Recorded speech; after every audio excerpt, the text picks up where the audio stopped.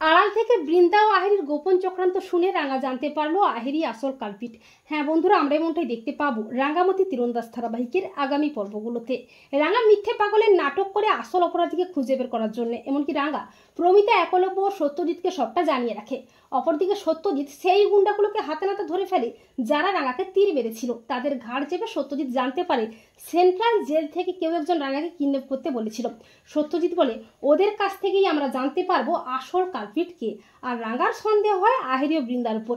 এরপর পুলিশ এসে জানায়, ন্যাশনাল কম্পিটিশনের আগে যে ছেলেটি রাঙামতির একাডেমিতে কাজ করত তাকে আর খুঁজে পাওয়া যাচ্ছে না। এমনকি এটাও জানায় যে তীরগুলো দিয়ে রাঙামতিকে খেলতে দেওয়া হয়েছিল সেই তীরের ফলায় সাপের বিষ লাগানো ছিল।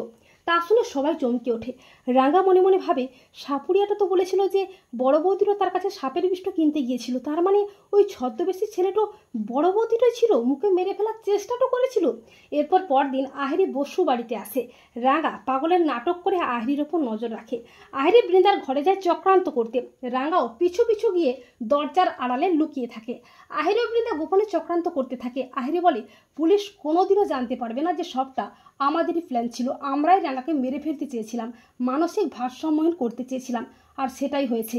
এবার রাঙাকে মানসিক স্বাস্থ্যকেন্দ্রে যেতেই হবে। আহিরি ও বৃন্দার গোপন চক্রান্ত শুনে রাঙা চমকে ওঠে।